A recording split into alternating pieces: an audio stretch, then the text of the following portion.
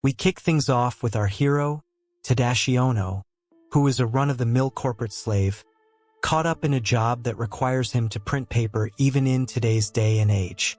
Ono worries that he will not be able to catch the last train home, and then he looks at a picture of the countryside. It's his dream to live a slow life in such a place, but for now, the dream will remain a dream. Our hero is 40 years old, so he doesn't know whether he'll ever know peace.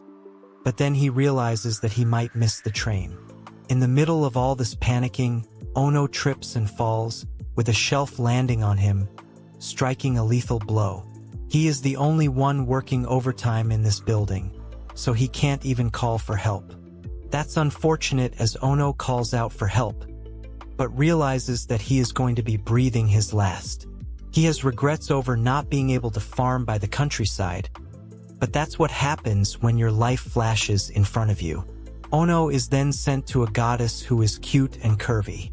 She is called Arya, the goddess of beginnings, and she welcomes our hero to her world, which is called Avestor.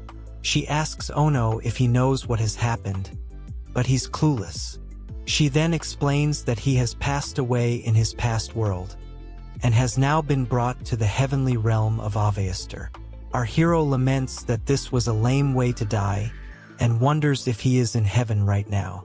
Arya now tells him that he has been given the chance to reincarnate into her world. Ono can't believe this, but the goddess explains that he has a pure heart and a pure soul, so he has been given another chance by the blessings of the gods. With that, she summons all the other gods to show their faces, and it looks like a round table meeting. Basically, Ono is to choose one of these gods to be his god of faith when he reincarnates into a new world. Each of these gods has their own unique persona and charm, so it's all up to our hero. In the middle of all this, Ono finds an old man god, so he asks him who he is. He reveals his name to be Kronos, the god of agriculture. This interests our hero because he is not like Wayne, Isekai'd, or Ceres, who are known rizz masters of comic guzzlers. Before Ono can even say anything, Kronos assumes that he will call his skill boring, because nobody is interested in farming. He directs Ono to the god of heroes, known as Barretts, who is a popular choice in this genre. There's also Maya, the goddess of wisdom, because Kronos has seen from recent research that youngsters want to be wise and know all the magic tricks that exist in the world. However, much to his surprise, Ono says that he would rather learn farming. He can't even believe this, so he asks our hero if he heard him right. Ono confirms that he is indeed looking forward to have his blessing in agriculture because farming is his true passion. The god of agriculture is so shocked that a comic guzzler's hero wants to learn from him, so he asks Ono once again if he wants to reconsider. After all, if he wants to make new things, then there's Vulcan, the god of blacksmiths. Our hero asks Kronos what he can do as a god, so he goes on to explain how agriculture is the work of all living things. This is not just about plowing fields, but also about forestry, fishing, animal breeding, brewing, cooking, and the list goes on. This is all that Ono needs to hear, as he has complete faith in Kronos now. The old man god is so taken aback by this that he hugs our hero and starts crying. Ono asks him if he is fine, but Kronos says that he can't control his tears because this is the first time in tens of thousands of years since the creation of the world that someone has chosen him. This includes 2024 reincarnations, so Ono really is a different F-man of culture. On that note, Kronos gets Ono's full name and becomes very determined. He tells Arya that she has brought him a very rare boy, and she should not let him get away from farming. Kronos is aware that he may never get a chance like this ever again in his life, so he wishes to put everything he has into Ono, and Arya complies with his request. Now that the request has been honored, Kronos does indeed hand over all his power to Ono, and with that, some kind of symbol forms at the back of our hero's hand. This is a sign that he is the savior of the world he is going to, as it is the 7-star blessing from the god of agriculture. However, the other gods seem to have a problem with this blessing. Both Maya and Herc tell him that a 7-star blessing is a violation of the law. Kronos says that he's not cheating here, as he's giving the blessing openly. But Herc says that the maximum amount of blessings a god can give to a human is 5 stars. Maya violates Kronos even further by saying he may have a minor skill, but that does not give him the right to break the law. Of course, the old man god gets upset because he does not like having his power being referred to as minor. Maya claims that Arya would not allow such a thing, but the goddess is busy enjoying the fight, maybe because being in heaven means there isn't much conflict. Kronos starts arguing with Maya, but then Arya decides it's time she stepped in. She believes there is a solution to be had here, so she asks Maya if the world is in turmoil right now. Maya is a bit hesitant to answer, but Arya does get her to confirm that various species are fighting each other in Aviastur, with only a few of them thriving. Most areas are oppressed by powerful nations, and none of the people blessed by Maya have been able to do anything about it. She has blessed a whopping 533 folks, and when it comes to Herc, he has blessed more than 800 people. This is embarrassing because you'd imagine these many people would have been able to do something about the situation in Aviastur. For people were blessed by the dragon god Ord and became ancient dragons. Another 124 were blessed by the demon god Dyaval and became demon kings.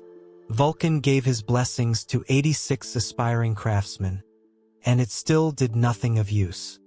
Now, considering Ono is the first one to gain the blessings of agriculture, which doesn't even have any combat association, there would be no harm in allowing him 7 stars.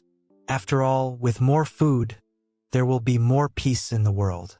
Even with Arya's words, Maya is not convinced, but she does try to convince Ono to switch over to her side.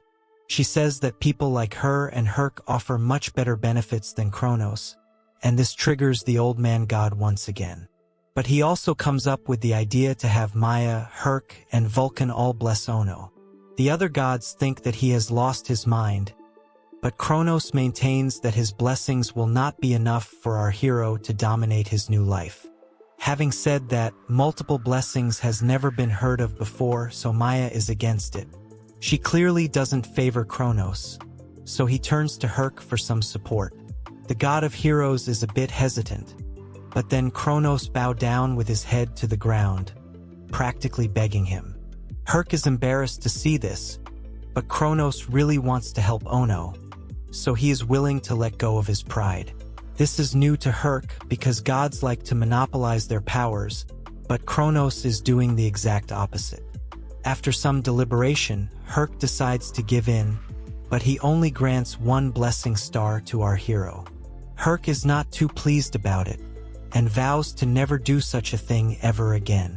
That leaves us with Vulcan, who is on good terms with Kronos, so he doesn't mind giving a star or 2 to Ono. However, there is something that needs to be addressed here. Vulcan says that if the gods are to give their blessings, then it's a form of a contract wherein they need to get something in return. Ono apologizes because he does not have any money, but Vulcan takes it as a joke.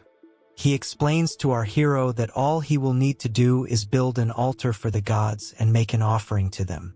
This is quite easy, and Vulcan says that he prefers wine and snacks in his offering. He is hopeful of something impressive because Ono is going to have some crazy agricultural skills. Before he goes ahead, Ono says that he will make an offering to Herc as well, but the god of heroes says that he did not give him a blessing expecting something in return. Of course, our hero says that he will still make an offering as soon as he can afford it. Herc is impressed by Ono's intentions and tells him that he better not do anything shameful with his new life. On this note, Arya says it's time to get going, and Ono thanks her for his second shot at life. With his new blessings, Ono is now going to be reincarnated again, and he is wished all the best for his new beginning. A flashy sequence follows, where we see our hero transcending to the new world, and then he finally steps into it. Ono seems to be in the subcontinent frontier zone of Aviastur, so he tries to figure out exactly where he has been reincarnated. This is a lot of land in front of him, But there's no reason to fear because Kronos is here. He says it's time to get to work, but Ono is a bit confused because there's nothing here at all. Kronos says that there are mountains, rivers, and plains, so they actually have all they need for farming. Ono had always wanted to farm by the countryside, but he never imagined he would be alone in such an empty space. Our hero sees the logic for farming, but he asks Kronos why they are here specifically.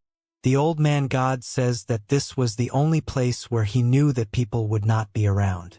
More importantly, the taxes in other countries are quite high, which is something that not only Ono, but all of us can also relate to. Our hero surely does not want to be taxed heavily by a nobleman, so this is his best bet.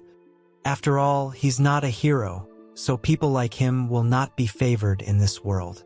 Kronos adds that every country in this world is at war, and the peasants are the ones who are suffering the most. This is why he didn't want Ono to suffer right at the start, and our hero is thankful to him for being so considerate. He asks if this place is inhabited by anyone, to which Kronos says that this place is called the Outskirts, and has been abandoned by God's grace. It turns out that the evil rocks and trees here are so hard that even axes will not be able to chop them down. Plus, the river of sorrow is poisoned, so no sane man would want to live here. This is bad news for Ono, but then Kronos says that these cursed days are over, because now the hero of the story has finally come to the frontier land. Ono wants to know how he is going to use these blessings, so Kronos tells him to put his hand in the river. That's not what Ono was hoping to hear, as he shouldn't ideally be touching a poisoned river. Anyway, he goes ahead with it, and suddenly the river changes entirely from poison to blessed.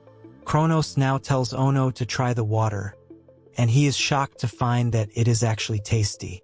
This skill to purify water and soil is just one of the blessings that our hero can use, and he is thankful for it. Kronos also says that Ono's body has been reset to 20 years of age, so that he can avoid injuries and heal faster. Kronos has one more gift for Ono, which is a magical bag given to him by Maya. This bag has unlimited storage space, and the items inside it do not decompose, making it perfect for farming. Ono can't believe that Maya would give a gift to Kronos, and the old man god confirms that he actually stole it from the treasure room. This is not okay, but Kronos says he'll apologize to Maya later. It's not like Maya was helping anyone with blessings either, so she kind of deserved it. Either way, Ono feels he should make her an offering too, so that she won't be mad at Kronos for what he has done. The old man god is fine by this, although he hopes Maya doesn't unleash her dark side on him. Now that the water is done, it's time to take a look at the food. Since the bag can hold anything, Ono is advised to put a lot of water in it, as well as some clay. Ono is pleasantly surprised to see that he can use this bag instead of pans and cups. Suddenly, a massive fish also enters the bag, which makes him wonder if it is a salmon or a trout. Kronos is just happy to see that our hero has gotten some food with him too. Since they have gotten everything of use from here, it's time to go into the forest for more supplies. First up, Ono comes across magical tree which is as hard as a steel rod.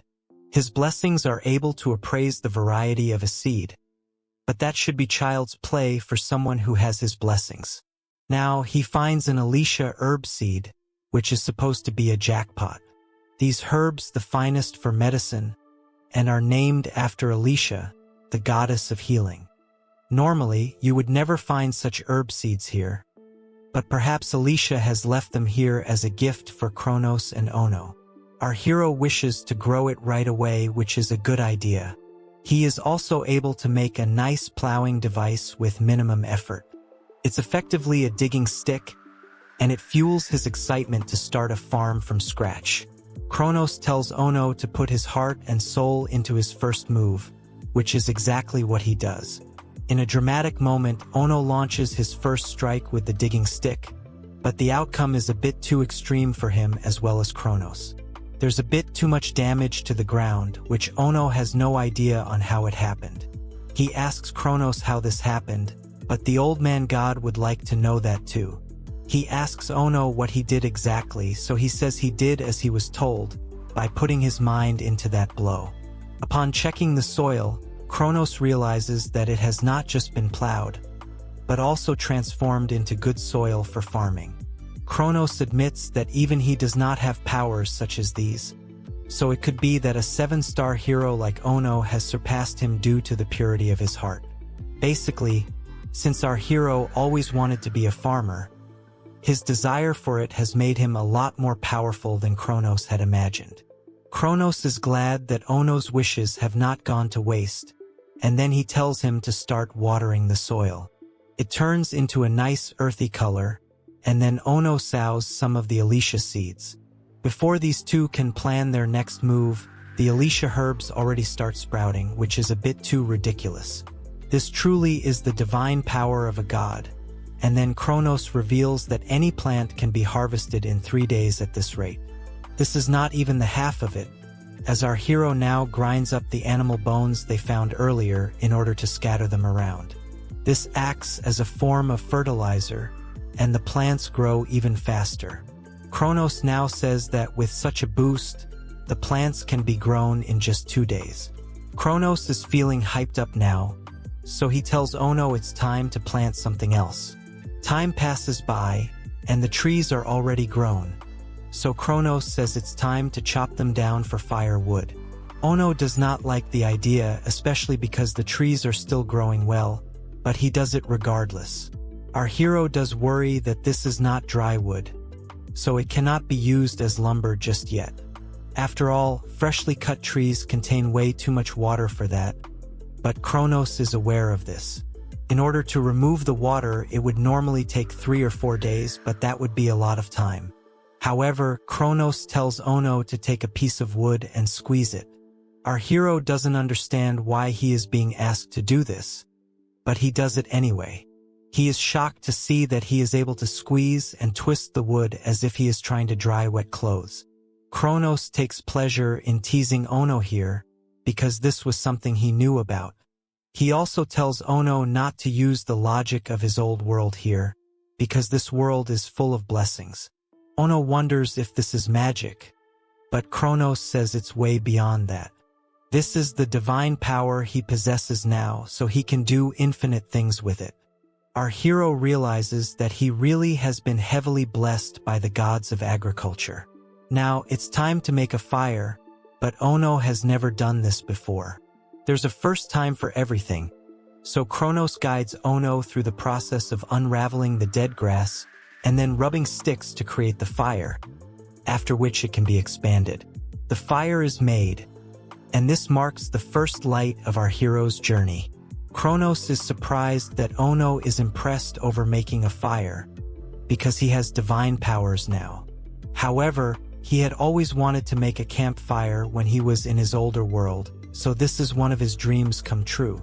Watching the fire light up the darkness is a very warm and comfortable feeling for our hero, and it gives him a sense of nostalgia, especially considering this is how his ancestors used to live and survive. Ono seems to be in a deep state of mind, so Kronos asks him if anything is bothering him. He says that he was just thinking about his future, and believes that he will be able to make a decent living moving forward. Now, Ono needs a pot to boil water, and Kronos figures that this is why the clay was taken from the river. Ono gets to work and uses the sand to keep the pot from cracking. He's not an expert, but because he has Vulcan's blessing, he is able to make the pot. He uses a style known as Jaman pottery, which is something his ancestors would use. Kronos is impressed with the pottery skills of our hero, but this is just the beginning, and there is a lot to be seen. Ono decides to cook the clay pots over an open flame, and notices that they are turning black. Kronos says this is all they need, implying the pots are already done. This is all due to the blessing of the blacksmith god. So all that's left to do now is to cool off the pots with sand. Some polishing is all that's left to make the final product shine, and then Ono makes tons of other pots. He does not remember the last time he had so much fun while working with someone. When he used to work in his previous company, he would not enjoy anything and would get tired quite often. Ono eventually creates Jaman pottery in the shape of a flame, and Kronos is very impressed by what he sees. All of this is good and all, but Ono is feeling hungry, so he's going to need some food. Kronos tells him he can cook the fish that he brought along with the river's water. Our hero wonders if he can consume this fish, as Kronos reveals it is a devil fish that eats through boat bottoms and attacks people. This is concerning, but the old man god says that there's nothing to worry about. The devil fish has been purified by the blessings of agriculture, so it's a lot more docile. However, Ono is more like oh no, as he is not sure of this. Kronos says that he can remove the blessing and make the devil fish more aggressive. This could help our hero with combat training. He has no interest in that and only wishes to be a farmer. Kronos reveals he was joking, but adds that there could be more monsters out there which cannot be made docile with blessings. It's better to make a house for Kronos to sleep in, but then there is a loud sound which happens to be that of a demon bird. Ono panics and says they need to make a weapon fast, but Kronos states that they already have one ready. It's the digging stick our hero had made earlier, as it is made from magic wood and magic ore. It's actually harder than iron, and Ono also has the blessing of a hero, so he's pretty strong now. Even so, Ono feels he needs to be prepared for anything, but Kronos tells him that he worries too much. He then says that they should make some medicines with the Elysian herbs. After all, our hero should be able to heal not just himself but others too. Ono didn't catch what he said, but Kronos lets it be. The bird has not attacked yet, so it's time to cook the fish and add some mushrooms as well. Ono does the cooking and he wants to hear the feedback from Kronos, but the old man god says that he should add some Elysian herbs too. Doing this does add some flavor to the soup, so it's a good call. It's time to eat, but Kronos will need to be offered the dish because he's a god. Ono asks if he can do anything else for him, so he jokes that a giant statue would do, but they don't have the means for it. The old man god is given his offering, and it's hard for him not to like it when Ono has made it. Next up is Vulcan, because he too needs to be given an offering, and Kronos agrees because our hero is definitely going to need some extra tools. Mentioning his name is enough for Vulcan to show himself, but he is surprised that he has been called so early. Either way, Kronos gives him Ono's offering and he gulps it down rather quickly.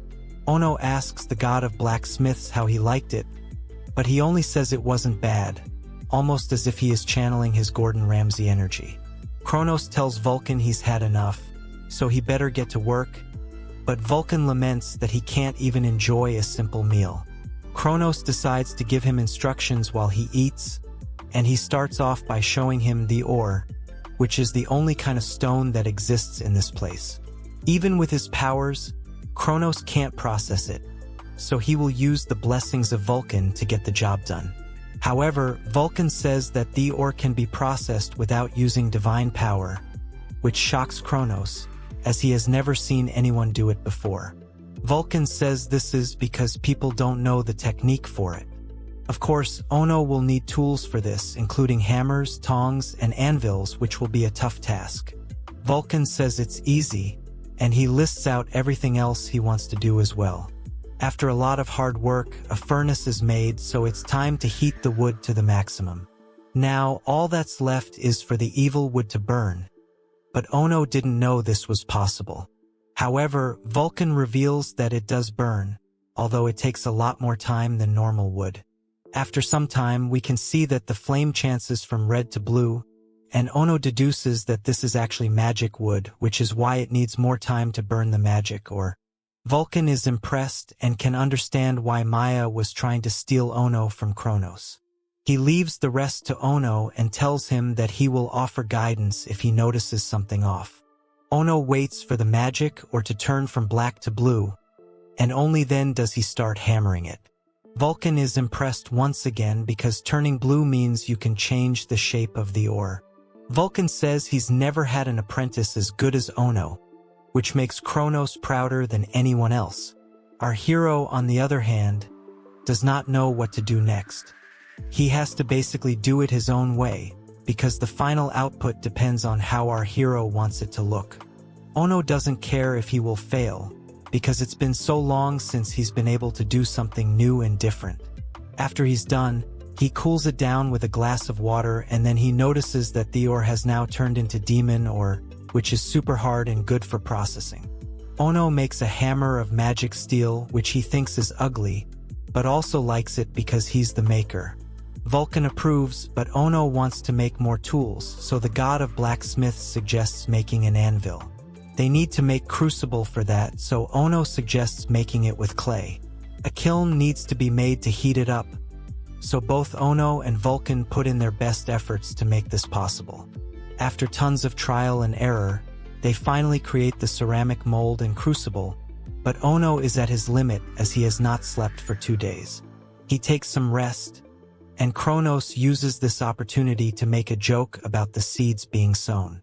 True though, because Ono is going to blossom like a flower. Both the gods now talk about how our hero is a great hope for this world, because it really needs someone with his mindset. Having said that, even the gods can't predict how this is going to turn out, so they can only hope for Ono to do his best and make a positive change here. Vulcan and Kronos are in agreement, and then Ono wakes up. The gods tell him that his training is over now, so they leave the rest to him. Vulcan in particular says that he had a lot of fun training Ono, so he says he will come again if called upon. Of course, he'll need something tasty as an offering, so Ono promises to get him some wine for next time. Kronos tells him that he can obviously make these offerings, but he needs to set his foundations first. Vulcan tells the old man god they need to leave now, because it would not be wise to leave heaven for such a long period of time. On that note, the gods leave, and our hero is left to himself in this new world. He decides it's time to try out his first harvest, and he strikes a pose because up until now, the one thing he was not farming was aura. His life in another begins properly, and a few weeks go by with Ono getting his third harvest too. The fields have grown wide, and the fields of cypress have become a bit like a forest. Ono has built a shack, which he has located next to his millstones, barrels, and other woodwork. So, as of now, our hero is able to make a living. However, he does feel a bit lonely, because he never intended on living here alone in the first place. A pet animal or some kind of livestock would not be too bad either, so Ono thinks about going into the woods, as he had heard there could be hexen beasts lurking around over there. Ono does go into the woods, but then he notices something unsightly. A giant vulture-type bird is chasing an innocent little puppy, and if it keeps up, then the puppy is not going to make it. Our hero worries on what he should do, and then he realizes that he has a weapon on him. He remembers what Kronos told him about being strong, so he puts his faith in his blessings, and he unleashes his digging stick. He uses this power to strike the ground and tries to distract the monster bird, but it is of no use, as it continues to chase after the puppy like it's no big deal.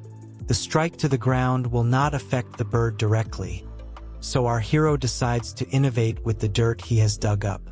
He turns into a baseball player as he lifts the dirt and smacks it at the monster bird, almost as if he's trying to score a home run. Ono does manage to land a hit on the beast, but this only makes it angry. The good thing is that the puppy is safe, so Ono decides to land another smack on the bird. Things are looking good for our hero, as the bird is losing its focus and eventually it flies away, meaning the puppy is safe. Ono picks up the cute little puppy, but notices that it has been cut pretty badly. Luckily, our hero has the Elysium herbs with him, so he acts quick and applies it to the wound. The puppy gets getter, but Ono wonders where this animal has come from. There is no trace of its parents, so it could be that this good boy got lost. The puppy seems to like bones, but also has a strong mouth as it chews on the bone and consumes it easily.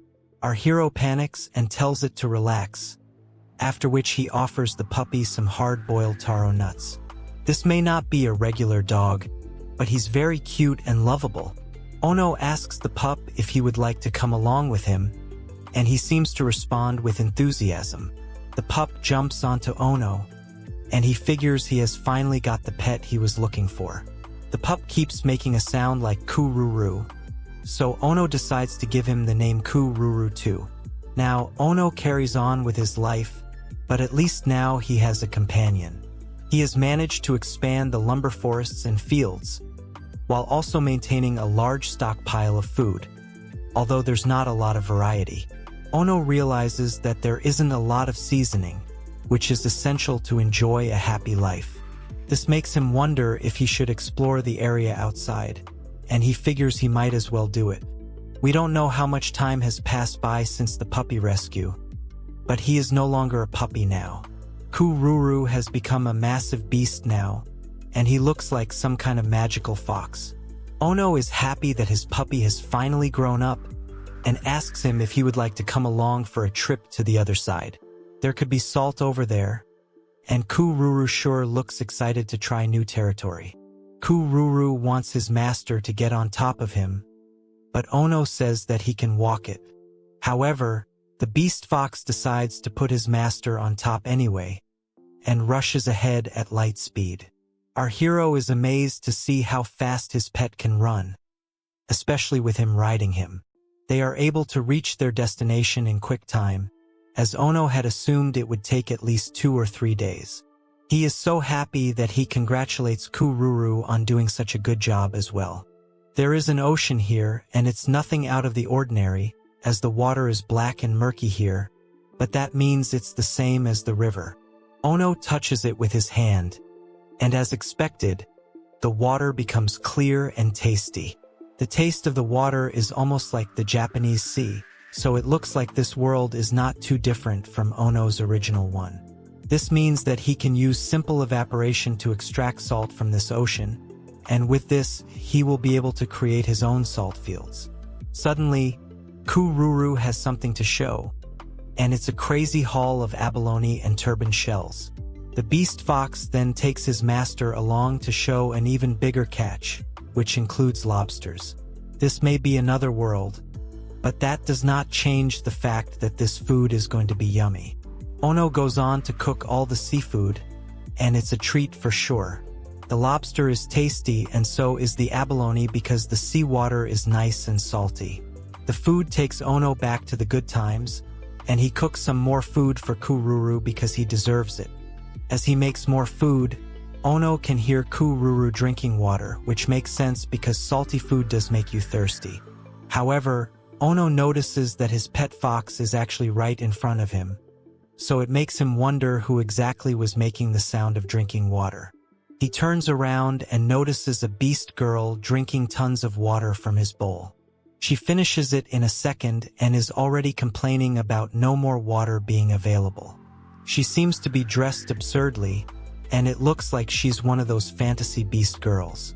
One thing's for sure, which is that she's super thirsty, and she wants some food too. This beast girl calls Ono her master, which is a bit too much for our hero, as it could awaken his intrusive thoughts. Suddenly, things go for a toss as someone calls out to Ono, and tells him to leave the beast girl alone, referring to her as Erin. It looks like an elf girl as she has long ears, but her attire is no different. Ono figures this could be an elf girl, but he does not understand what is going on over here. It turns out that she has come down from a ship that was right there the whole time, but Ono didn't even realize it was there. The real problem is the choice of clothing, because our hero is trying his best not to be shady, as he does have a pure heart. The elf girl tells Ono once again to step away from Erin, but he tells her that he never approached the beast girl in the first place. As a matter of fact, Erin is the one holding on to him even now. The elf girl seems to have a whole army with her, and they don't like humans at all. This can't be helped, but Erin is not making things any better by referring to Ono as her master again and again. He asks her to stop doing that, and then Erin tells the elf girl, whom she refers to as Isekai'd, that our hero is a good man. We'll call her Lena from now on, and she refuses to listen to Erin. The elf girl says that Ono is a human being, so he can never be a good person by default. That's hurtful, but not entirely wrong if you consider how humans are in general. Lena says that the food may be poisoned too, but this offends our hero. He says that the seafood was fresh catch, and it's just stupid to assume that he would poison his own food. Lena is confused now, so she asks Ono if he is from the Frontline Kingdom. He does not even know what this place is supposed to be, so Lena asks him if he is aware of this area. The only thing Ono knows is that the gods call this hell. That in itself is enough to shock the elf girl, but she doesn't understand how her ship came here. After all, the water in this place is supposed to be so black and poisonous that you wouldn't be able to enter it. That's when Ono reveals that he had cleaned the water, which is why it's so clear and accessible now. Lena can't believe that a man would be able to achieve something so impossible, so does find him to be a bit sus. Ono tells her he actually did it, even if it seems improbable. Eren tells Lena and the other elves that they should help themselves to the food, but Lena tells her not to be so gullible. The beast girl argues back, saying there's nothing left on the boat, so it's better to beg Ono for resources. It does look like the crew is starving, so our hero offers to share his food, as Kururu did get a big catch. Even so, Lena refuses to trust a human, and she also asks what kind of a hexen beast Kururu is. Ono simply says that he is just a big dog or a wolf, but Lena knows that is most definitely not a possibility. She can see the fangs on Kururu, as well as claws that could slice through the skin of a dragon. This means that the cute good boy is actually a legendary magical beast, known as a Fenrir. This adds on to Lena's fatigue, and she faints from exhaustion. The elf girl wakes up a bit later to see Ono taking care of her. Lena gets scared because she thinks that our hero may have awakened the dark side over here. Ono lets her know that he did not do anything to her, and the other girls are right in front of them too, so there's no need to worry. We learn that Lena and her crew went out fishing away from their home island and drifted away till here. He feels they should stay and get some strength back, after which he offers some food to Lena. It's actually water soaked in Elysian herbs, which shocks Lena even more. She can't believe a human has these herbs, but Ono tells her not to be so dramatic. She needs to open her mouth to regain some energy, and she reveals to us that she is a medicine girl who has been blessed by the goddess of healing herself, Alicia. These herbs are not fake, and even then Ono is sharing them with a stranger, so maybe he isn't a bad person after all. Lena decides to trust our hero, although she wishes to drink the water by herself. He's fine with that, and then Lena can see that there is grass growing on the beach. This is supposed to be impossible, but Ono says that he made this happen so that the girls could be comfy. At this point, Lena figures he was wrong about Ono. He has a Fenrir following him like a lapdog, and he can perform miracles too. Most importantly, Lena notices that Ono has 9-star blessings, which is a jackpot. Realizing that our hero is blessed with a higher power, the elf girl figures she should apologize for her rude attitude towards him. She tells Ono that she is the chief of the Sea Elves and also a rep of the Kambal Islands. Our hero heard this already, but the difference is that Lena is actually the queen of the Kambal Islands, not a rep. She says she used to be the queen, but now she is the chief of a dying tribe. Ono introduces himself, but his name resembles the word king in Japanese, so Lena thinks he is a ruler. Our hero clarifies this by saying it's just a family name, but even then, Lena thinks he is a sage or a knight. To her surprise, he reveals that he is actually a farmer. Lena can't believe what she is hearing, but Eren says that this new master is very good. After all, he has 7 stars of blessings in agriculture alone, so he can grow whatever he wants. Lena still finds all of this very strange, and she's even more surprised to see her entire crew casually sitting and eating with a human. Eren tells her not to be so stuck up because this is the only way they are going to regain their strength. The beast girl then tells the elf girl to have a bite, and she prepares for it as if she's going to eat something poisonous. Ono reassures her of this, but then Lena gives him a saying about eating poison and dying that is quite similar to what they say in Japan. There are quite a few similarities between both worlds, and as Lena finishes her food, she thanks our hero for it. However, she also asks him to make her his slave, which has come completely out of nowhere. Thus is shocking to Eren as well, and now Ono has no idea how he should respond to this. This is a dream come true for most heroes of comic guzzlers, but Ono is different, so he wonders what he should be doing here. He does not feel good about the idea of making girls his slaves, because he's not the Epstein type. Eren tells Lena that she should not become Ono's slave, because she is their leader. The Beast Girl offers to be her master's slave girl, but Lena says that if anyone is to be sacrificed, it should be her. The two women argue over this, but Ono asks them why they are making such a big deal out of him giving them a free meal. Lena says that it's because our hero may be trying to act like a good man in front of them, but in reality, he is just a scumbag who wants to make all these elf girls his slaves. Ono is pretty frustrated at this point by Lena's jumping to conclusions, but she's no different from the women of Earth.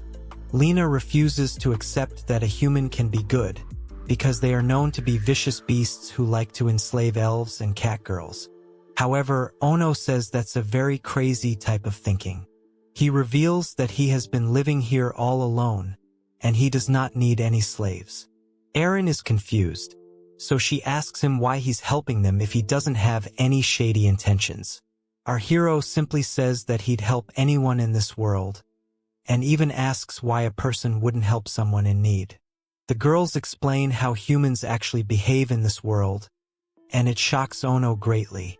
Now we learn that the Kambal Islands, which are the home to elves and beast girls, were attacked by the frontline Duki. Before this, the demon tribe also invaded the islands and ended up eating their residents, which is a bit too extreme. Their home is now in ruins, which is why Lena and the others drifted away from the frontier to escape from the war.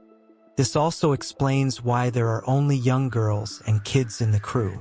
The elders and the powerful fighters were all slain during the war. Lena explains that the demons only think of them as bait, so the Duki people are technically better, but their taxes are way too high. Eren adds that the girls will be forced to become slaves if they don't pay their taxes and create food for the Duki. The heavy taxes is something that Kronos had also told our hero about, and then Lena states that she and her crew were trying to gather food offshore so that they could stop their people from enslavement. Hearing all of this makes Ono angry, and he now understands why humans have such a horrible reputation here. He then asks Lena if he can put something edible in the warehouse, after which he empties a ton of mushrooms out of his magic bag. Lena can't believe what she is seeing, but Ono says he will give them more supplies too, if needed. Eren hugs her master and thanks him, but he still asks her not to call him that. Lena is now shy to ask, but Ono encourages her, so she says it would be great if she could get some of the Elysian herbs too. That's not an issue at all, because Ono can grow as many of them as he likes. He gives a ton of herbs to Lena, but the elf girl says it's impossible to grow such herbs, because they are so rare in general. Eren simply says that this is because of the blessings of the god of agriculture. And at this point, the elf girl has no other choice but to accept what she is seeing. She reveals that a lot of her people have been injured, which was why she was asking for the herbs. Ono tells her she can take as much as she needs, and then Lena tells him that she too is a medicine girl who has the blessing of healing. She can make crazy elixirs, which is good stuff. The elf girl wants to show her powers, so she creates a potion and then blesses it with the power of healing. The elixir she makes is a universal cure to anything, and she offers it to Ono as a small token of her gratitude. The elf girl calls him master as well, and promises to make him elixir for the rest of his life. This truly is amazing for our hero, because now he has an instant potion to take care of everything he needs. Ono is quite impressed by the glass bottle, But Lena can't believe that this was the only thing he noticed after she gave him the show of her life. Ono says that the elixir is amazing for sure, but he had no idea she could make such amazing glass bottles too. Lena reveals that in order to make glass, all you need is sand, and on that note, she calls out to a girl named Asha. This elf girl is wearing lens, so Ono figures she must know how to make glasses. We learn that Asha is a glassmith who has received Vulcan's blessing, and even though elven glassmaking is a secret, she would be happy to share it with her master. Ono is excited to learn how to make glass, and the hype is real, but Asha tells him that as much as she would love to teach him, there is no material to turn the sand into glass, such as a furnace or other tools. This is not an issue to our hero, as he lets out all kinds of materials from his magic bag, and says he can build whatever Asha requires. This is a shocker for everyone, but anyway, they all get to work. It's going quite smoothly, with our hero dominating the process. Ono is able to make the bricks rather quickly, so Lena asks Asha how this is possible. She says that Ono may have the blessing of Vulcan as well, which is why the process is being accelerated. Lena can't believe that someone has been given blessings by multiple gods, but she'll trust Asha because she is the expert. The kiln and the furnace get made, but Ono figures it would be better to have more of these throughout the place. Looking at the sand, Asha would prefer to add some seaweed or shell ash, so Ono reveals he has tons of shells. There's a lot of seaweed on the boat too, so Ono decides to take some of it. Our hero is able to identify the types of seaweed on board, and believes it will be great for food too. This is surprising to Lena, because apart from sea elves, nobody else seems to consider seaweed as a food. Ono is surprised to hear this, but it might be because the others are not coastal beings. This means that Ono is also a sea person, which makes Lena feel better about him, although all his other miracles should have done the trick too. Now, our hero notices some cotton and sea rubber, but they're not the same ones which can be used for bungee sponges. Lena reveals that these materials are useful for the swimsuits the girls are wearing, but this only makes our hero struggle with his intrusive thoughts. He figures he should teach the girls how to grow and sew them too, because it turns out that he actually is a man of culture. However, Lena laments that it takes years and years to harvest sea cotton and sea rubber. This is not a problem for Ono either, as he tells the elf girls to just wait and watch. He steps into the water and instantly grows sea rubber, which shocks Lena once again. Shell dust as fertilizer will also do, which is a smart move according to Lena. All it takes is one sprinkle, and the sapling shoots up to become a massive tree. The elf girl can't believe her eyes, but Ono is on a roll, so he says they will stay on this beach to make plant ashes, yarns, and fabric for glass making.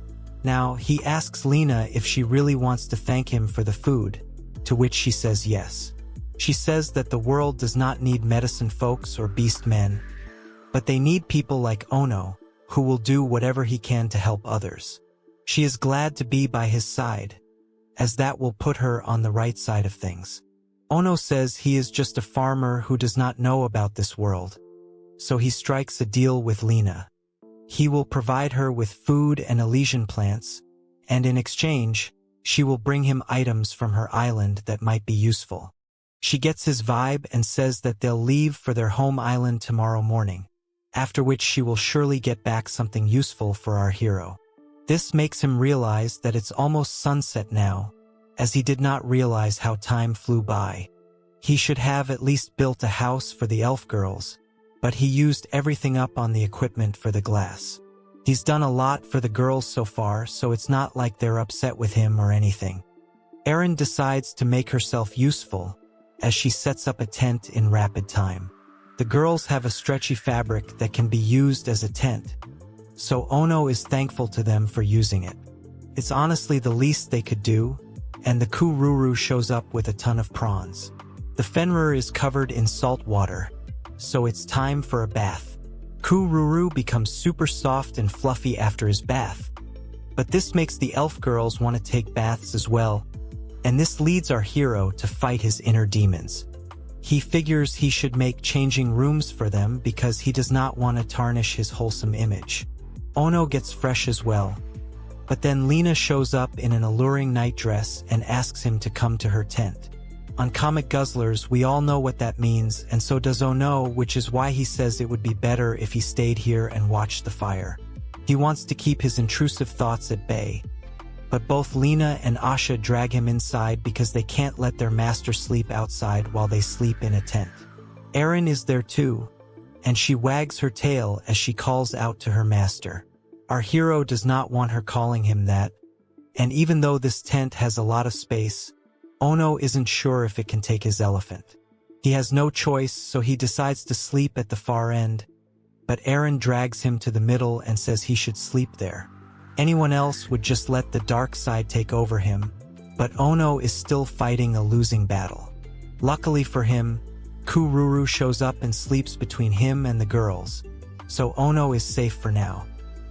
He believes his good boy may have sensed his distress, so he has been saved from tarnishing his image. After a good night's sleep, our hero wakes up to see Erin already up and running. She teases him about his shady situation, but he does not understand what she means by this. Erin points to Lena, who is sleeping in a very vulnerable position. Erin now reveals that Lena is a little rough when she sleeps, which was why she wanted Ono to sleep in the middle. Basically, she was trying to sabotage our hero by making him give in to his shady intentions while with Lena. Luckily, his elephant did not take over, but Erin says this is a good thing for our hero. He tells the beast girl not to make fun of a grown man, but then he asks Erin how she was able to attach the bamboo and the fabric to the tent. She does not know what these things are. It could be a natural glue extracted from the remains of animals. And as our hero thinks this, Asha shows up and asks him if he would like to learn how to make a tent. She explains that the tent is elastic because of the sea rubber, and also because it's a synthetic made from wood and bamboos. Erin notices that Ono really likes making things, to which he says it's always been his passion. He asks her what she likes to do, so she says she's more of the brave person who fights because that's what everyone tells her to do. As a matter of fact, Erin has fought a shark too, so Ono figures this is just how beast folk are. Lena is up too, so Ono offers her some water, although she says sorry for her current appearance. Our hero smiles, and in his head, he realizes that the elf girl is not as strong as proper as she made herself out to be. After all, the true test to discipline is how you wake up in the morning. Now, it's time for the girls to go back home, and as per the wind speeds, they should take roughly a day to make it back. Ono just tells Lena to get the food to her people, and she still doesn't know how to thank him for his kindness. He tells her that he has made a deal with her, so this should be considered a trade of equals. He is counting on her and the others to get stuff back for him, and he also can't just allow other people to ruin the name of mankind while he is here. Lena is touched by these words, but not by his elephant, so she thanks her master once again. Our hero figures that this must be the reason why Kronos gave him his powers. He must do right by it and make the god of agriculture proud for choosing him. Lena says that she will leave Asha and 2 other girls here with Ono, so that he has some help with his work, which is a good move. On that note, she takes off, and our hero waves goodbye to his new elf accomplices. Now, Ono introduces himself to the 2 new girls, and he asks for their names as well as what they're good at. The blonde girl says her name is Laura and she is good at sewing, while the redhead babe says her name is Barry, and she works in the fields on the island. Ono is looking forward to working with his new team, but he asks the girls if they have any other clothes. After all, our hero will not be able to get a lot of work done if he keeps staring at their curvy bodies. Laura says she might have some clothes, and then Ono asks why the elf girls only wear swimsuits. She reveals that they live on the beach, so it makes a lot more sense for them to wear swimsuits than anything else. Ono says that they will be working on land now, so it is important to make sure the elf girls are not exposed to the sun. Laura agrees, and then the other girls also show up in their new clothes. The first task on today's agenda is building a forest, which is a big deal. But with our hero's powers, pretty much anything is possible. Barry is shocked to see how fast the plants are growing. But this is no surprise to her master. Our hero wants to focus on plowing the fields and nothing else, because the girls need to use their energy for the soil and the seeds. The girls do their tasks properly, so Ono decides the forest is good to go. He's also thinking of digging a well around here, so Barry says she will take care of it as she used to do the same thing back on the island. However, Ono tells her this is not the same thing, and then he uses his magic to appraise the land. He seems to come across something, but Barry panics because of the sound. Ono tells the girls to step aside because he may just have hit the jackpot.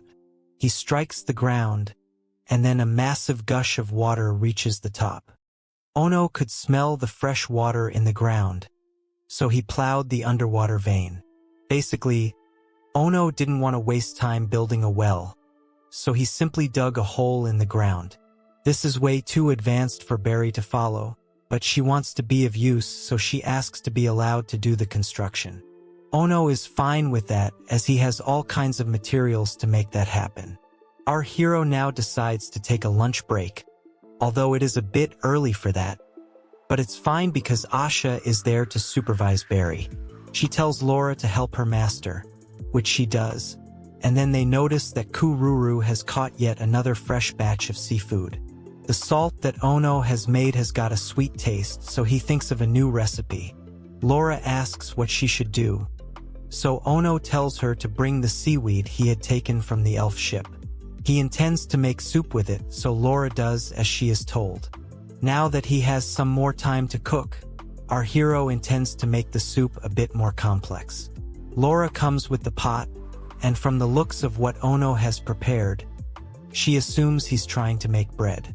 Ono is surprised to see Laura guessing it right, because seaweed can be used for bread and cookies. Laura says that she has experience in baking bread, so she wants to do it. Ono wants to learn how to make bread, so he decides to do it with Laura. She explains that the chia seeds need to be mixed with flour, which leads Ono to ask if Lena will get this kind of stuff with her when she gets back. Laura is sure that she will, and salt alone would be enough, because it would make the dough soft. It's time to bake now, so the flour is put into the furnace and the bread gets made. It's not as fluffy as desired, but it's good enough to do for now. Now, it's time to use the seaweed for the soup along with the fresh catch that Kururu got. The elf girls are amazed to see the dish that their master has prepared, and they dig in. Asha can't believe that Ono made soup using seaweed, because that makes him just like the sea elves. Laura can't even believe that Ono is a stranger because she feels so familiar with him now. Kururu is enjoying his food too, and in order to thank the elf girls for what they have done, Ono would like to offer them some coffee which he brewed with the help of dandelion seeds. Asha does not know this drink as it does not exist on the island, but the girls have it anyway.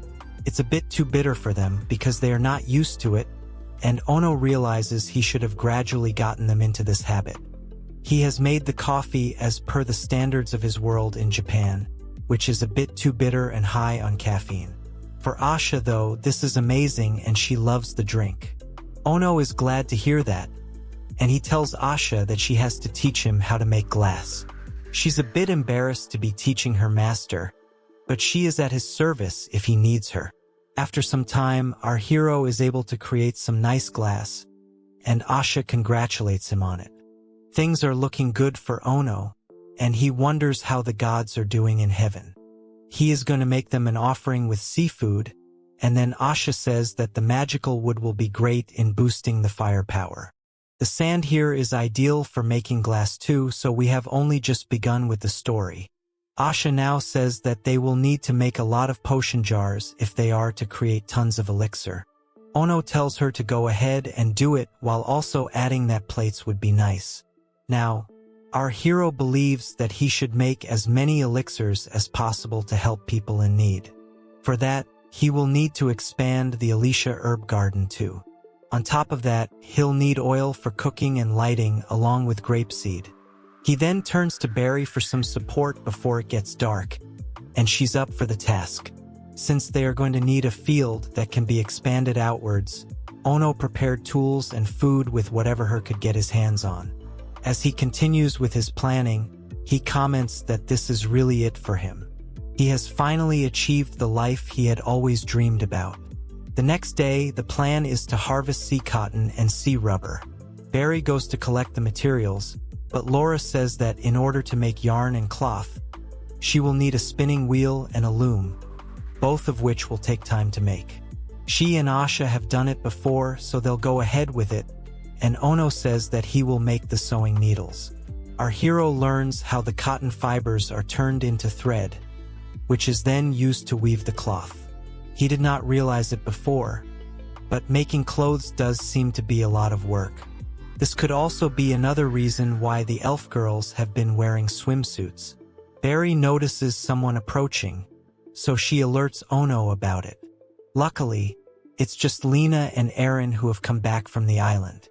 Our hero is glad to see them, but then he notices that it's not one ship, but plenty of ships that have come here. He wonders why there are so many of them, but he realizes that these ships are filled with materials for him to use for his journey.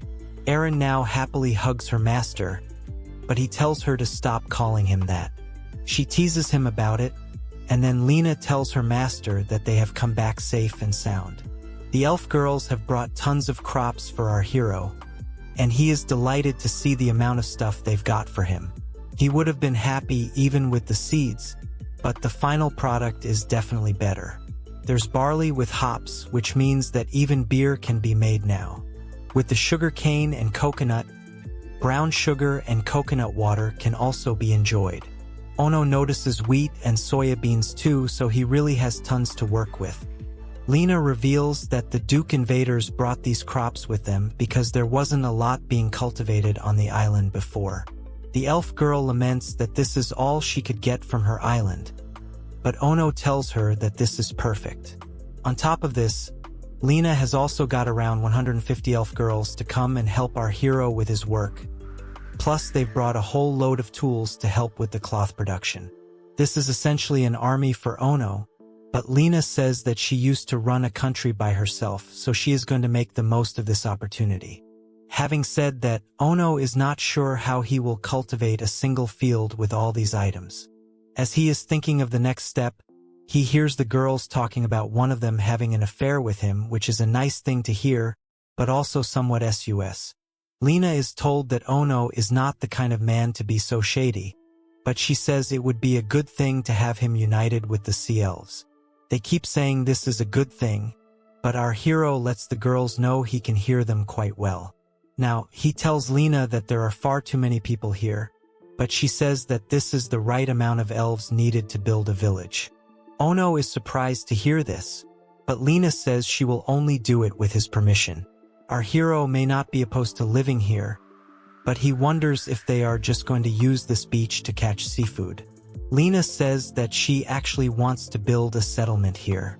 She is grateful to her master for building the forest for her, but now she wishes to cut down the trees and use the wood for the village. This is a bit too much, so Ono asks Lena to calm down a bit. He says that the wood will take some time to get dry, otherwise they can't burn it. Sure, he can squeeze the wood, but even then, it might take 3 days for the whole forest to be done. Lena thought that Ono would be able to pull another rabbit out of the hat, but everything can't be a miracle. After some further discussion, Ono asks the elf girl what her real angle is, so she reveals that she wants to build a kingdom for her master. She can totally see our hero becoming the king of this land, so she will do her best to make this dream of hers a reality. Ono is taken aback by this, and he tells Lena that Kronos may have given him this land, but that does not mean it is only his. The elf girl says that the one who made this place livable is Ono, so he should lay claim to the land. Ono feels the gods should have a say in this too, because he got his blessings from them. After all, he does not know if he is the type to rule over a kingdom. Lena explains that if this place begins to thrive, then people can come here and live happily. That wouldn't be such a bad thing at all. And then Lena decides to show her master something so that he can get an idea of what the real world is like. She calls a girl named Lisa, and Ono is shocked to see that she is missing an arm. He does not know what to say, so Lena explains that Lisa is a soldier elf who has been serving her family for a long time. She lost her parents to the Demon King's army as they got eaten up by demons during the war. Then, the Duke people came along, and this led her to lose her main arm in battle. Now, Lena gives Lisa the elixir she made and tells her to drink it. To Ono's surprise, Lisa's arm regenerates like it's nothing. He knew the elixir was supposed to be great, but he had no idea it could regenerate lost parts. Lisa now thanks our hero, because it is due to him that she can wield her sword for Lena again. Now, the elf girl explains that she wanted her master to see this demo so that he could see how things are. Even though she is a medicine girl even with a blessing, she could not do anything on the island as there were no medical ingredients or even food for that matter. People were starving and she could not do anything for them, which was why she stopped being a queen.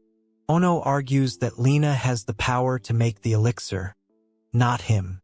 He does not have any healing abilities, so he can simply send her supplies whenever she wants. However, Lena says that it was only because of the Elysian herbs that Ono made that her people got saved. It's not just Lisa either, as there were many other elf girls with wounds, but she has healed them all now with the herbs. Now, it's time to get serious as Lena brings out the crown she used to wear when she was queen. It's made from the elf clan's special tree, which is basically the elf king himself who had turned himself into this tree ages ago. The crown has been passed down from generation to generation in the royal family, and now it is time for our hero to wear it. Lena officially calls Ono the king of the land, but he says he can't just take something so valuable like that. Lena tells him that he needs to understand how some people will never leave their land, no matter how severe the Duke rule is. However, in order to save those people, a new hope is needed, and maybe just like the Star Wars kind. Ono is going to be that hope just like Luke Skywalker. This is possible because of his 9 blessings. Each country of this world likes to call itself an apostle of God, but none of them have the number blessing that our hero does. Ono realizes that having a higher number of blessings is a sign of authority in this world. Lena adds that those who claim to be kings are no good at all, including herself when she was queen. However, Ono is different because he cares for others and has crazy powers too. He is the ideal person to become king no matter how you look at it. This seems to be enough to move our hero, as he says he will become the king of the land. He asks if wearing the crown will be symbolic enough, and Lena becomes happy. She makes the preparations by presenting the crown to Ono and telling the gods of Avestor that she is officially handing down the leadership to him. This is done in front of a live audience, so Ono has officially become the king. Everyone celebrates this, but Ono still feels that he is not cut out for such a role. However, this does take him back to his grandfather telling him he wanted to see his grandson make a difference in the world. That may not have been possible in the previous world, but over here, Ono is definitely going to be that difference. Now that the formalities are done with, Ono says that he better keep the crown away because he's feeling too conscious. Lena agrees with him, but asks if he is planning to go somewhere now. Ono wants to plow a new field for the Elysian herbs because he can see that a lot of elf girls are still injured. After all, being a king does not change his abilities, and it is his duty to save and help his subjects. This rizz works on Lena even more, and then our hero uses his big brain energy. He figures that he should plan out his fields and his harvests properly if he is going to build a kingdom right from scratch. First thing is to plow the land near the village's location, so our hero gets to work, and his subjects tell him that they will help wherever needed. The girls enjoy their tasks, and this leads Ono to comment that he didn't imagine someone like Lena would place such high hopes on him. She can't hear him, but he changes the subject and carries on. Now, Lena has something to show her master too, which is a proper wooden house. It has been made in just one day, which is quite impressive. Lena says that such a thing would never be possible within a day, but she was determined to make a space for her master so that he can at least rest well. Some more time passes by, and the carpenter girls do a fine job of making the home better. Lena tells Ono to praise them for their hard work, because they will feel motivated. Ono notices that some of the kids are male, but the adults are all women over here.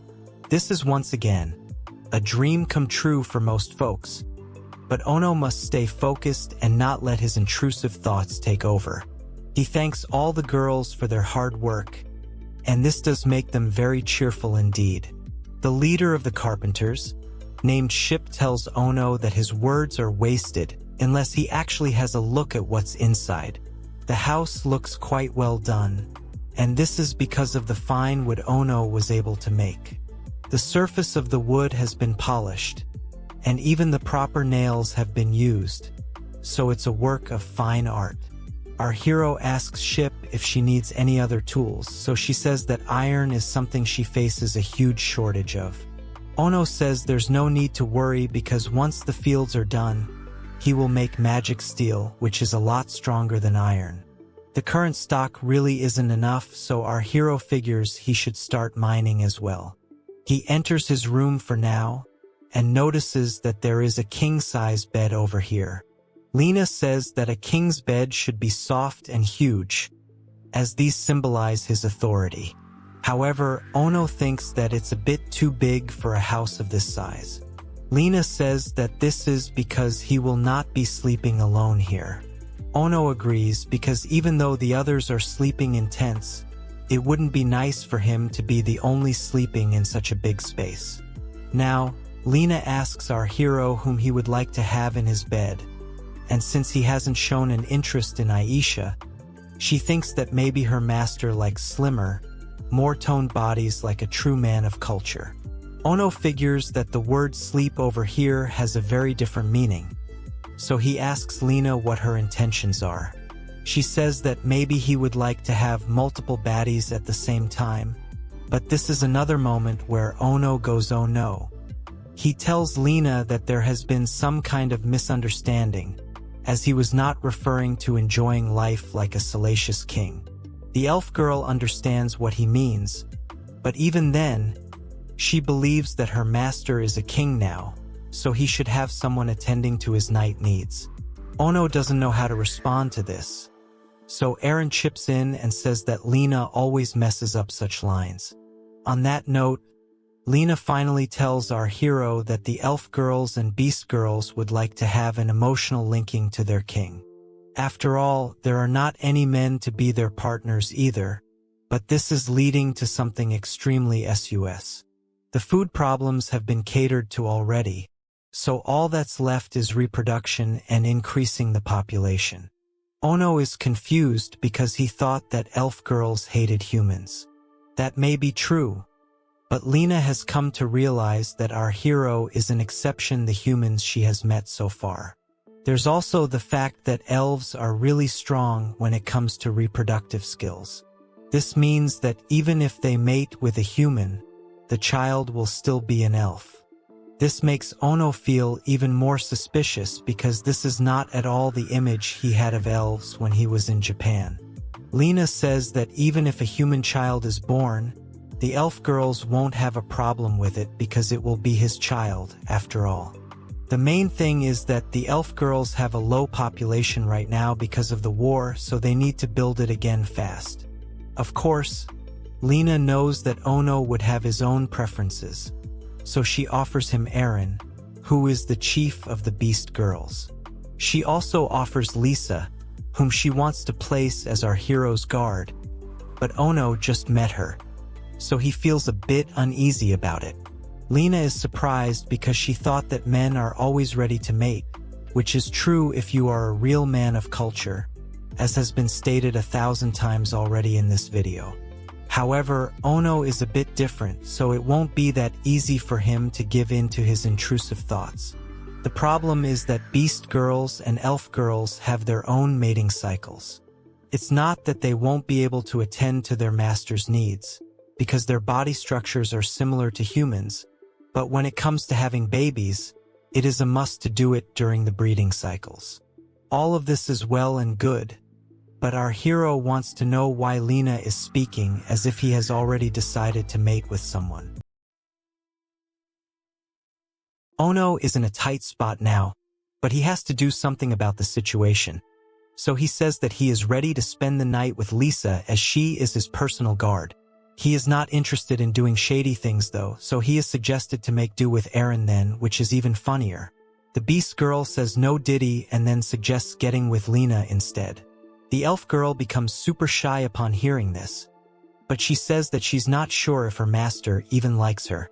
Ono is confused by what he has just heard, but then Eren reveals that Lena is just upset that her special outfit from the other night didn't work on him. This means that she was indeed planning on getting some elephant water that night. However, Eren adds that our hero is a bit slow on the uptake, so things need to be spelled out to him. Bro only just realizes that Lena was trying to go for more of a shady appeal back then, but then he also tells Eren to stop calling him her master. She feels that Your Majesty would be a better term, but he says she should treat him like she treats Lena. The beast girl adds that she would set a bad example to the other girls if she refers to Ono by name. It's a bit surprising because she is the chief of the beast tribe, but she explains that her tribe feels a lot safer when there's someone at the top of the hierarchy, almost like actual dogs having an alpha. Eren adds some sad context about her being a failed leader who couldn't help her comrades, and it makes Lena a bit emotional. The main point is that Eren thinks she can fully trust her new master, even though she may not know him that well. This is when our hero figures that Eren has had to face such hardships all alone, and that too at such a young age. He then tells the beast girl that she can rely on him completely, which makes her really happy. Eren hugs Ono with relief, and even he is surprised to see how eager he is to protect someone else. Suddenly, things take a goofy turn as Eren tells Lena that her master has effectively said yes to her being his night attendant, even though that isn't really the case. Ono clarifies it, so Eren says she was just trying to take a lucky shot. Either way, he is happy to see his beast girl being happy and smiling with genuine joy. Now, we move to the next morning where we see Ono and Lisa getting out of bed, almost as if they played elephants and kitties with each other. Eren greets them both with a wicked smile, so we can assume that our boy has finally become a true man of culture. As a matter of fact, they even talk about how the bed was able to take all their twists and turns. Based on the chat that is going on now, it is quite fair to assume that bro got with 3 babes, including Lena and her amazing pillows, which Ono simply couldn't say no to. So yes, once again, it should have been us, not him. Lena wakes up and wishes Ono a good morning, but he feels a bit awkward, so he says they should get down to business. The bread seems to be sorted out for now, so the next item on the list is sugarcane, but Ono also adds barley and hops to the list. Lena is a bit confused, because barley and hops don't make as much sense as sugarcane. That's when our hero reveals that he is going to use barley to create some beer, which he can then offer to his gods. After all, even the enlightened ones need to get wasted every now and then. Lena may not have heard about beer before, but she does know about barley wine. As for hops, she used to make medicines with it back in her island. Of course, people from this age did not know that hops could be used for booze, but Ono maintains that he has to offer something to the gods, so that they can look at him as a true Giga Chad. Now, Ono asks Lena if she knows anyone who can brew alcohol.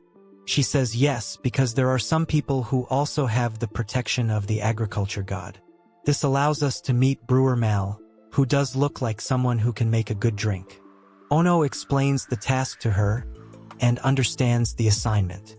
Ono has already made a cask, so he leaves the rest to Brewer Mal while he goes on to do some work at the blacksmith shop. Our hero catches up with Asha, who is making nails and also repairing broken tools.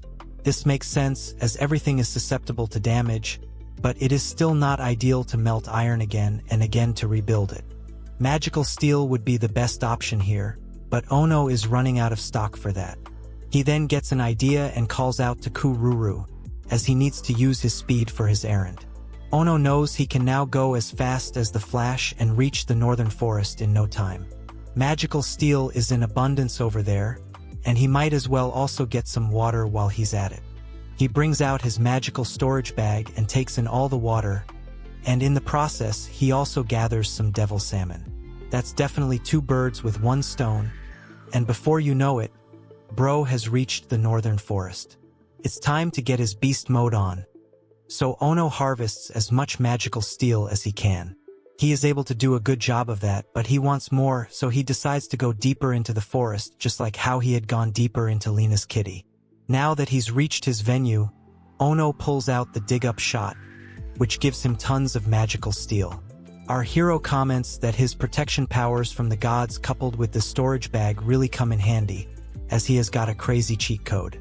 Kururu is happy with the collections as well, so they head back to Asha. Ono hands her all the extra materials and the fuel, which naturally shocks her as she never expected to see so many items. She asks how this was even possible, but Ono wonders if she means that he has not brought her enough stuff. On the contrary, Asha says that she does not even have enough people to handle this much material, so Ono will need to bring her some more support. So yes, Bro is cooked. Now, we see Ono in the middle of the welding, and he gets done with his job. He thinks about bringing the stuff to the carpenter's printing block. The carpenter girl ship is pleased with what our hero has brought her, and it looks like a plane. The screws also fit better than the nails they were using before, so the process is going to become a lot simpler now. Ship tells her folks to get working for the king right now, and Ono feels like he's finally getting the hang of his powers. He thinks about what he should do next, and then he turns to Asha. He has already decided what he wants to do next, but Asha's face doesn't suggest that she wants him to work. As a matter of fact, she wants him to rest, because even Lena is completely exhausted, and she's only overseeing the tasks. It turns out that Bro's habits as a corporate slave still haven't changed, but Asha hands him some coconut water and begs him to take a break. As he sips on the refreshing drink, our hero notices that Kururu has come back with a huge haul of prawns, which means he wants to have a tasty meal. As he begins preparing the food, an idea strikes Ono, and he begins working on something like a scientist. Asha panics once again, because she doesn't know what her master is going to make now. But he says he's only going to make liquid soap. He has combined multiple ingredients, like coconut oil, roasted seaweed, and salt. Ono then lets the whole thing age, and the foam starts to form. Asha is pleased by the scent, and Ono says that once you have soap, the next thing you would want is a bath. We can see that our hero has made a big enough space for the bathroom, and then Eren shows up to be fascinated by it. Ono tells her to turn the nozzle of the showers on, and the beast girl is pleased to see the water sprinkling down. Eren is not just amazed by the water, but also by the fact that it's hot water. As the beast girl enjoys her shower, Ono realizes that as long as he can have a mental picture of what he wants to create, he will be able to create it.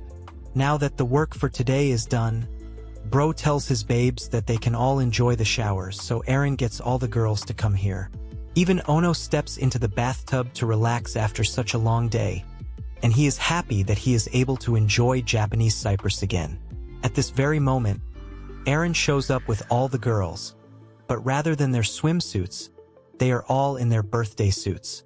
Ono is shocked, but Eren says the girls feel way better without their swimsuits on.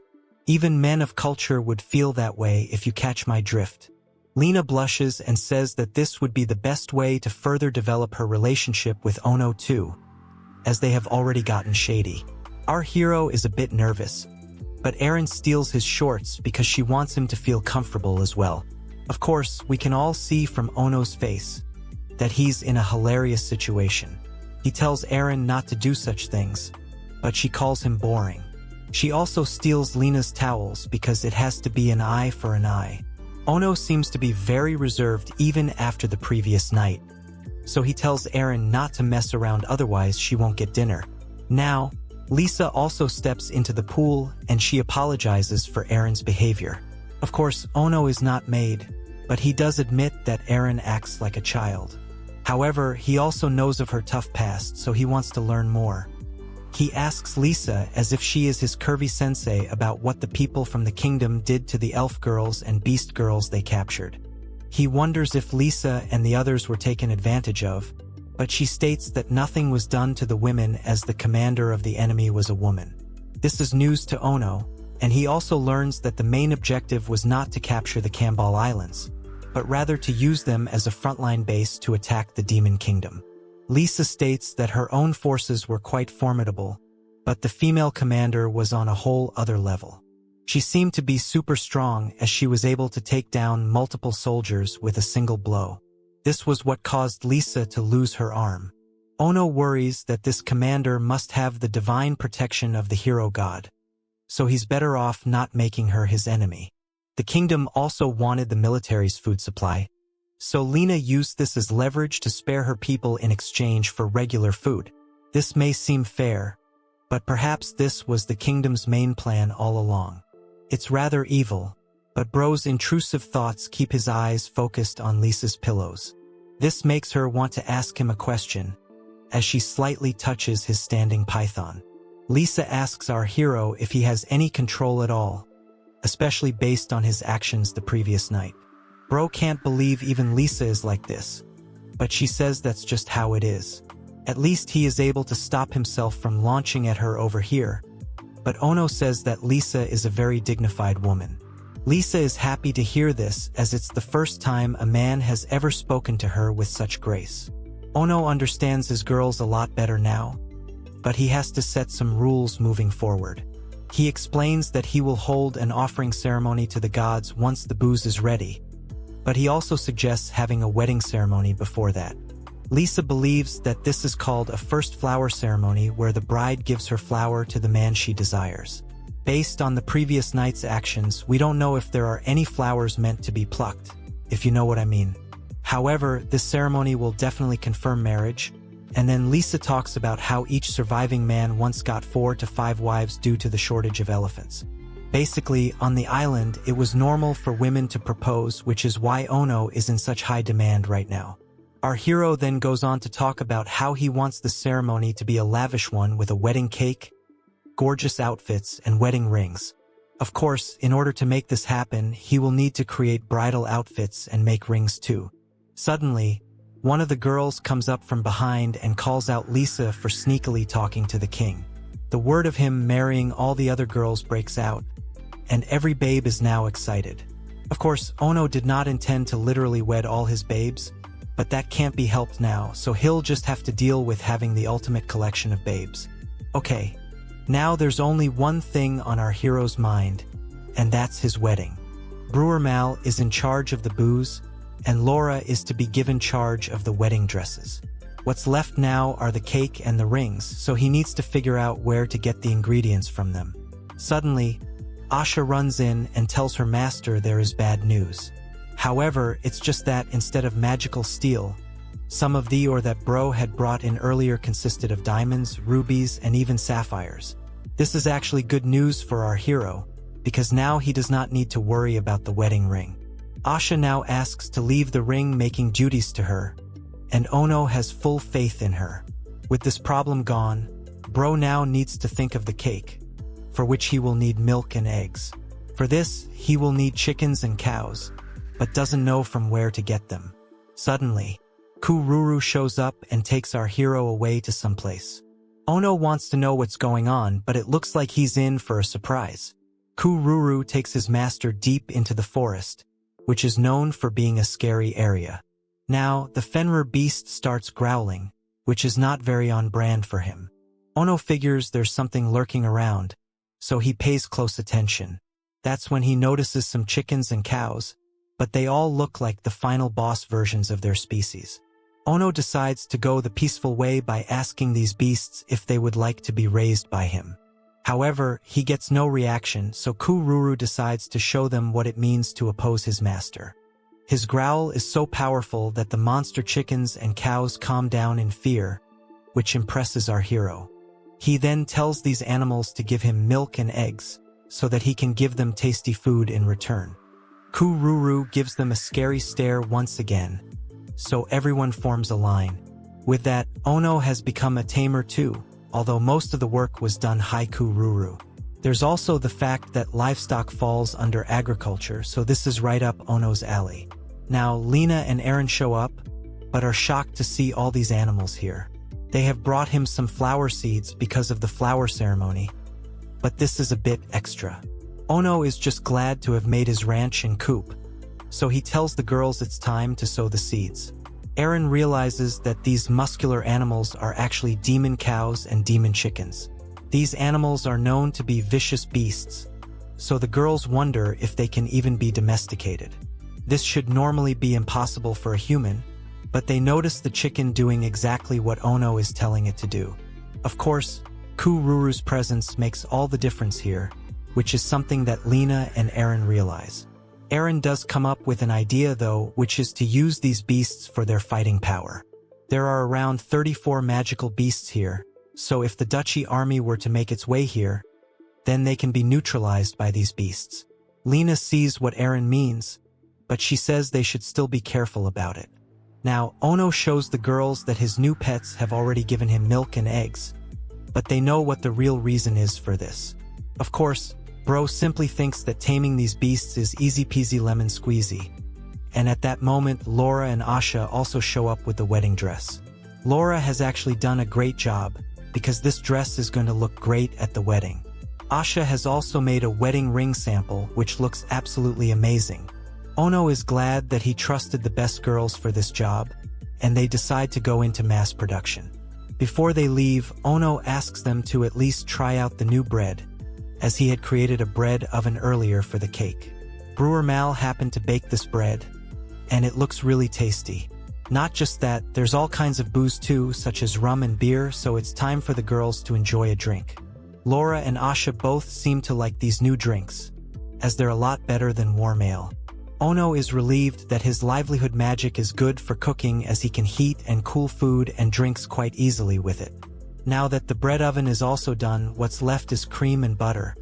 But there's something that Brewer Mal wants to talk about first. She has heard that Ono loves all the curvy babes even without any bias, just like anyone on Comic Guzzlers would. She then asks if Ono would be fine marrying her, although our hero once again reminds us that he did not make this suggestion. He does an Uno reverse and asks Mal if she wants to marry him, so she says that she isn't a naughty girl or anything like that. However, she does have a kid, so she thinks this would be a problem to our hero. Bro's face says it all because Mal is around 28 years old, and she is a beast woman with a child.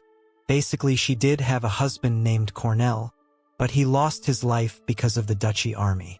Mal apologizes for asking such an absurd question, but she is proud of her husband because he had an honorable death. After all, he had sacrificed his life to protect Aaron on the battlefield. At this very moment, a little girl enters the room, and she happens to be Mal's daughter, Petty. She sweetly hugs her mother, and it breaks our hero's heart to see a mother and a daughter without a man to protect them. Now, Ono asks Mal if she is fine to marry again so soon, especially because of how much she loved her husband.